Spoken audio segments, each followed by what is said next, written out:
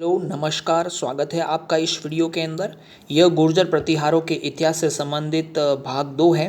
भाग 1 के अंदर हमने गुर्जर प्रतिहारों से संबंधित सामान्य परिचय, उनकी उत्पत्ति और उनसे संबंधित ऐतिहासिक और साहित्यिक स्रोतों के बारे में पढ़ लिया था। अब हम आज इस वीडियो के अंदर गुर्जर प्रतिहारों की 2 शाखाओं, मंडोर के गुर्जर प्रतिहार और नांदीपुर भड़ौच के गुर्जर प्रतिहारों के बारे में पढ़ने वाले हैं। गुर्जर प्रतिहारों की 26 शाखाएं मोनोत के द्वारा बताई गई है। उसमें से 4 महत्वपूर्ण शाखाओं के बारे में हमें पढ़ना है। इस वीडियो के अंदर मंडोर के गुर्जर प्रतिहार और नांदीपुर भड़ौच के गुर्जर प्रतिहार के बारे में हम पढ़ेंगे। तो चलिए शुरू करते हैं आज का वीडियो। पहले हम पढ़ेंगे मंडोर के गुर्जर प्रतिहार। मंडोर की गुर्जर प्रतिहार 26 शाखाओं में से सबसे प्राचीन है। सबसे प्राचीन शाखा गुर्जर प्रतिहारों की कौन सी शाखा है? मंडोर की शाखा। इस शाखा का संस्थापक हरिश्चंद्र को माना जाता है। हरिश्चंद्र इनके आदि पुरुष हैं। इन्होंने ही जो है मंडोर के अंदर गुर्जर प्रतिहार राज्य की स्थापना की थी। हरिश्चंद्र को रोहिलिद्दी के नाम से भी जाना जाता है। हरिश्चंद्र की 2 पत्नियां थी, एक ब्राह्मण पत्नी, दूसरी क्षत्रिय पत्नी। ब्राह्मण पत्नी का नाम था द्विजात्मा, क्षत्रिय पत्नी का नाम था भद्रा। ब्राह्मण पत्नी द्विजात्मा से जो पुत्र उत्पन्न हुए वो प्रतिहार ब्राह्मण या गुर्जर गौड़ ब्राह्मण कहलाए। वही क्षत्रिय पत्नी भद्रा से जो उत्पन्न हुए वो गुर्जर प्रतिहार कहलाए हैं और इन्होंने ही बाद में शासन शुरू किया। गुर्जर प्रतिहार, ये क्षत्रिय पत्नी भद्रा से 4 पुत्र उत्पन्न हुए, जिसमें भोगभट्ट, रज्जिल, कक और दत्त। भोगभट्ट, रज्जिल, कक और दत्त, इन चारों भाइयों और हरिश्चंद्र ने मिलकर मंडोर को नागवंशियों से जीता। मंडोर पर पहले, गुर्जर प्रतिहार से पहले नागवंशियों का शासन था। नागवंशियों को पराजित करके मंडोर को जीता। हरिश्चंद्र के बाद में उसका पुत्र रज्जिल गद्दी पर बैठता है। रज्जिल के बाद में नरभट्ट नाम का शासक होता है। नरभट्ट रण कौशल में सिद्धहस्त होने के कारण पिल्लापल्ली उपनाम से प्रसिद्ध है। पिल्लापल्ली। नरभट्ट रण कुशलता के कारण पिल्लापल्ली नाम से भी जाना जाते हैं। इसके बाद में जो शासक बनते हैं वो है नागभट्ट प्रथम। नागभट्ट प्रथम जोधपुर की मंडोर शाखा का प्रथम प्रतापी राजा माना जाता है। नागभट्ट प्रथम जोधपुर की मंडोर शाखा का प्रथम प्रतापी शासक, जिसे नाहड़ उपनाम से भी जाना जाता है। घटियाली शिलालेख के अनुसार मंडोर के पूर्व में राज्य विस्तार किया। नागभट्ट प्रथम ने अपने राज्य का विस्तार किया, मंडोर के पूर्व में राज्य विस्तार किया और अपनी राजधानी बनाई मेड़ता या मेड़ांतक राजधानी बनाई। फिर उसके बाद में यशोवर्धन राजा बनते हैं। इनके बारे में कुछ विशेष उल्लेख नहीं मिलता है। फिर बाद में शिलूक, जिन्होंने त्रवणी और वल्ल प्रदेश जीते। तत्कालीन समय के अंदर जैसलमेर को वल्ल प्रदेश के नाम से जाना जाता था और वहाँ का शासक था देवराज भाटी। शिलूक के द्वारा वल्ल प्रदेश जीता गया और देवराज भाटी को युद्ध में परास्त किया गया शिलूक के द्वारा। फिर उसके बाद में शासक बनते हैं कक्क। कक्क के द्वारा मुदागिरी मुंगेर बिहार के गौड़ राजा धर्मपाल को पराजित किया गया। मुदागिरी मुंगेर के गौड़ राजा धर्मपाल को पराजित किया गया और कक्क व्याकरण ज्योतिष के अंदर निपुण थे और कवित्व का भी उनको अच्छा ज्ञान था, कविताएं लिखा करते थे। तो ये है कक्क के बारे में जानकारी। मुदागिरी मुंगेर के गौड़ राजा धर्मपाल को पराजित किया।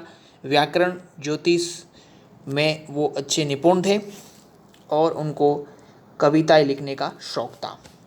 कक्क के दो पुत्र हुए, एक थे बाउक और दूसरे है कक्कुक। पहले बाउक शासक बने, उसके बाद में कक्कुक शासक बने। पहले देखते हैं बाउक।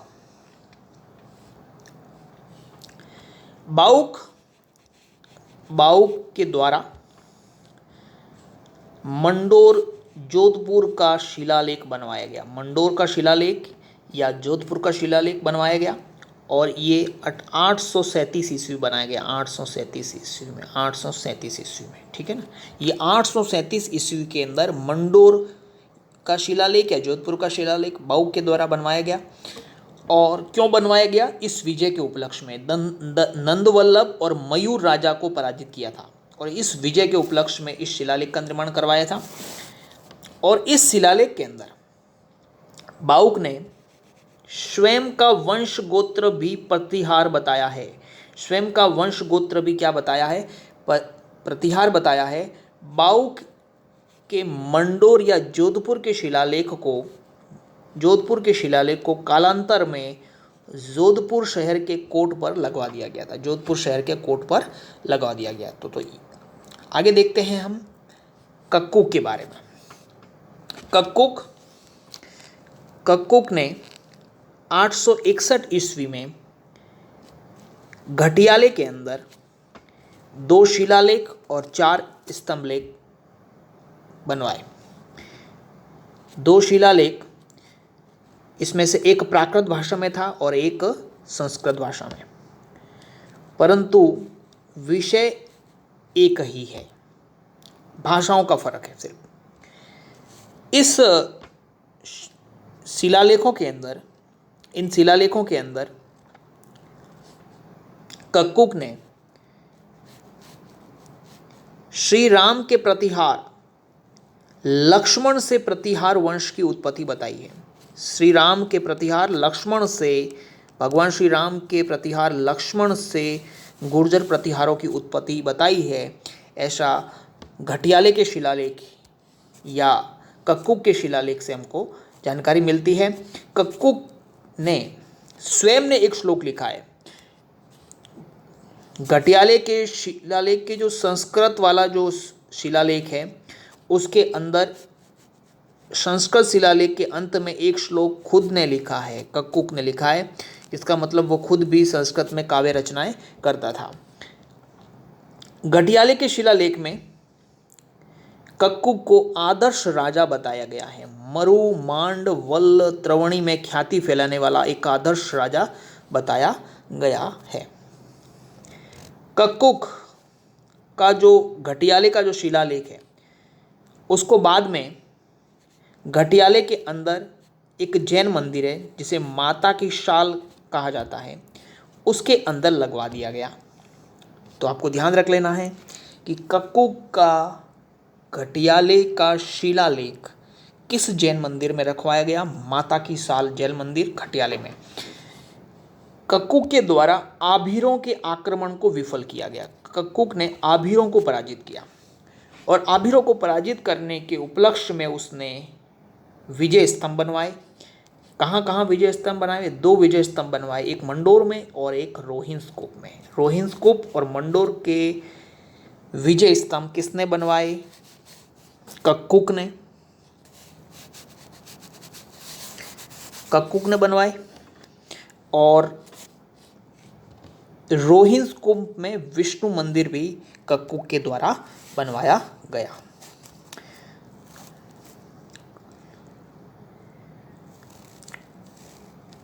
मंडोर के गुर्जर प्रतिहारों की वंशावली कक्कुक तक ही क्रमबद्ध रूप से मिलती है। इसके पश्चात मंडोर दुर्ग इंदा शाखा के प्रतिहारों ने, इंदा शाखा के गुर्जर प्रतिहारों की जो इंदा शाखा है उनके प्रतिहारों ने प्रतिहार हम्मीर से तंग आकर के, हम्मीर से परेशान होकर के 1395 में वीरमदेव के पुत्र राव चूड़ा को दहेज में दे दिया था। ठीक है ना। मंडोर दुर्ग जो है इंदा शाखा के प्रतिहारों ने किसने दिया? इंदा शाखा के प्रतिहारों ने किससे तंग आकर के? हम्मीर से तंग आकर के। कब दिया? 1395 में। किसको दिया? वीरमदेव के पुत्र रावचूड़ा को दहेज में दे दिया था, ये याद रख लेना है। और यहीं से फिर गुर्जर प्रतिहारों की इस शाखा का राज्य विस्तार जो है वो समाप्त हो जाता है। उद्योतन सूरी ने लिखा है कि मंडोर शाखा के जो गुर्जर प्रतिहार थे उनकी भाषा गुर्जर अपभ्रंश प्राकृत अपभ्रंश गुर्जर अपभ्रंश या प्राकृत अपभ्रंश तथा संस्कृत थी। उद्योतन सूरी के अनुसार गुर्जर प्रतिहारों की भाषा क्या थी? गुर्जर अपभ्रंश या प्राकृत अपभ्रंश या संस्कृत थी। तो इसके अंदर इतना ही। गुर्जर प्रतिहारों की मंडोर शाखा यहीं पर समाप्त होती है। अब हम देखते हैं नांदीपुर भड़ौच की गुर्जर प्रतिहार। नांदीपुर भड़ौच की गुर्जर प्रतिहार। नांदीपुर जिसे भरूच भी कहा जाता है, नर्मदा के उत्तरी तट पर स्थित एक बंदरगाह है। नर्मदा नदी जो है उसके उत्तरी तट पर स्थित एक बंदरगाह है। अगर भारत की बात करें तो हम यहाँ पर स्थित जो नर्मदा नदी है उसके उत्तरी तट पर स्थित, ठीक है ना, नर्मदा नदी के उत्तरी तट पर स्थित एक बंदरगाह है जहाँ पर भृगु ऋषि का आश्रम था। भृगु ऋषि का आश्रम और बाली का यज्ञ स्थल था, ठीक है। दत्त प्रथम से नांदीपुर भड़ौच की गुर्जर प्रतिहारों की शाखा का प्रारंभ होता है। दत्त प्रथम, ये दत्त प्रथम जो है वो मंडोर के ही हरिश्चंद्र के पुत्र हैं। मंडोर के, वो यहाँ मंडोर से नांदीपुर भड़ौच चले जाते हैं और वहाँ पर गुर्जर प्रतिहारों की शाखा का स्थापना करते हैं। तो ये दत्त प्रथम जो है वो दत्त हरिश्चंद्र के पुत्र ही है। मंडोर के 4 भाइयों में से एक भाई दत्त, वो नांदीपुर भड़ौच चले जाते हैं और वहाँ पर गुर्जर प्रतिहारों की शाखा प्रारंभ करते हैं। दत्त प्रथम।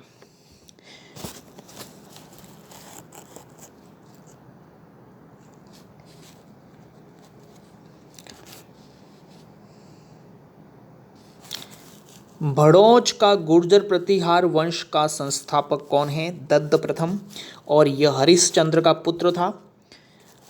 इन्होंने, दत्त प्रथम ने क्या किया? मंडोर और भीनमाल की सहायता से, भीनमाल के अंदर जो गुर्जर प्रतिहार थे, मंडोर और भीनमाल, इन दोनों की हेल्प लेकर के, सहायता से नागवंशियों और वनवासियों, जो भड़ौच के अंदर जो नागवंशी रहते थे, भड़ौच के अंदर जो नागवंशी और वनवासी रहते थे, और उसमें एक शासक का नाम मिलता है निर्हुलक, ठीक है ना। नागवंशियों और शासक निर्हुलक, ठीक है ना, इनको पराजित करके भड़ौच पर अधिकार कर लिया और भड़ौच पर गुर्जर प्रतिहारों की जो है आधिपत्य हो जाता है।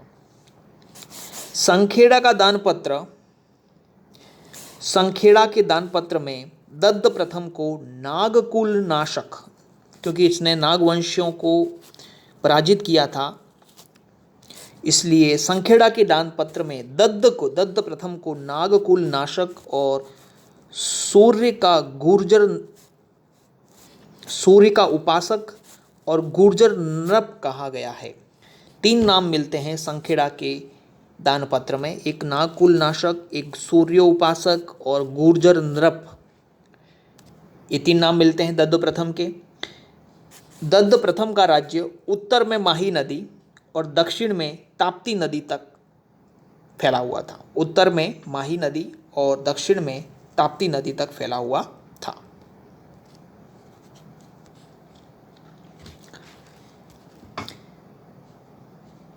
ताप्ती नदी, ये ताप्ती नदी और यहाँ पर माही नदी, इनके बीच में दत्त प्रथम का राज्य था। दत्त प्रथम।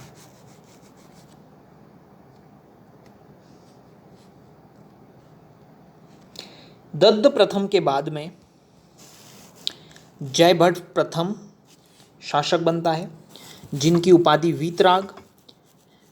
जिनको उपनाम वीतराग उपनाम से भी जाना जाता है। इन्होंने वाल्मीकि सेना को पराजित किया और कलचुरी नरेश बुद्धराज को पराजित किया। कलचुरी नरेश बुद्धराज को पराजित किया था।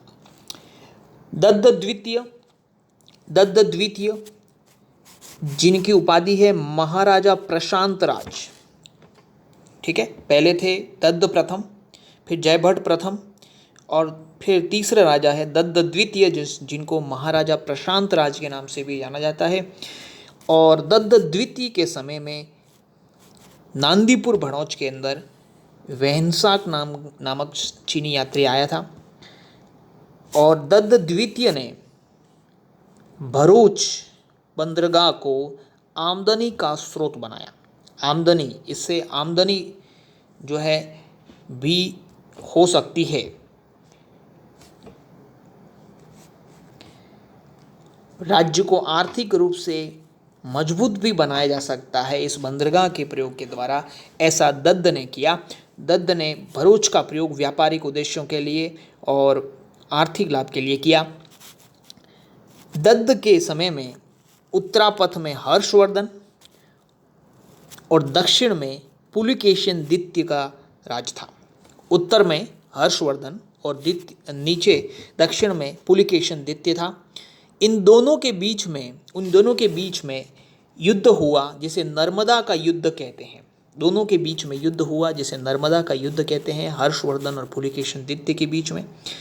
और इसकी वजह से वल्लभी नरेश ध्रुवसेन द्वितीय भाग करके दत्त द्वितीय के पास चला गया।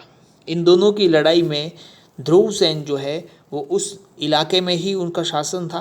ध्रुवसेन जो द्वितीय है वो दत्त द्वितीय के पास में आ जाता है। दत्त द्वितीय ने इस ध्रुवसेन को हर्षवर्धन के विरुद्ध अपने यहाँ पर आश्रय दिया, ध्रुवसेन को। इससे दत्त द्वितीय की ख्याति बढ़ी कि इतने बड़े राजा के विरुद्ध, हर्षवर्धन के विरुद्ध ध्रुवसेन को जो है अपने यहाँ पर आश्रय दिया। तो इस प्रकार दत्त द्वितीय के बारे में इतना ही। आगे बढ़ते हैं जयभट्ट द्वितीय, और जयभट्ट द्वितीय के बाद में दत्त तृतीय नामक शासक बनते हैं। पंच महाशब्द और बुद्ध सहाय नामक इनकी उपाधियाँ मिलती है। फिर जयभट्ट तृतीय आते हैं जिनको महासामंताधिपति या चालुक्यों का सामंत, यह महासामंताधिपति कहा जाता है। और जयभट्ट तृतीय जो था वो चालुक्य राजाओं का सामंत था। और जयभट्ट चतुर्थ जिन्होंने अरबों को परास्त किया। महासामंताधिपति, ये जो शब्द का प्रयोग हो रहा है इन राजाओं के लिए, इससे यह प्रतीत होता है, सामंत और महासामंत शब्द का प्रयोग नांदीपुर भड़ौच के उत्तरवर्ती राजाओं के लिए जो यह शब्द प्रयोग में लिया जा रहा है, इसका अर्थ यह है कि ये राजा कभी भी सार्वभौमिक सत्ता में नहीं रहे हैं। ये किसी न किसी राजा की सामंत के रूप में जो है शासन किया है इन्होंने, ठीक है। तो नांदीपुर भड़ौच के गुर्जर प्रतिहारों की शाखा के अंदर इतना ही।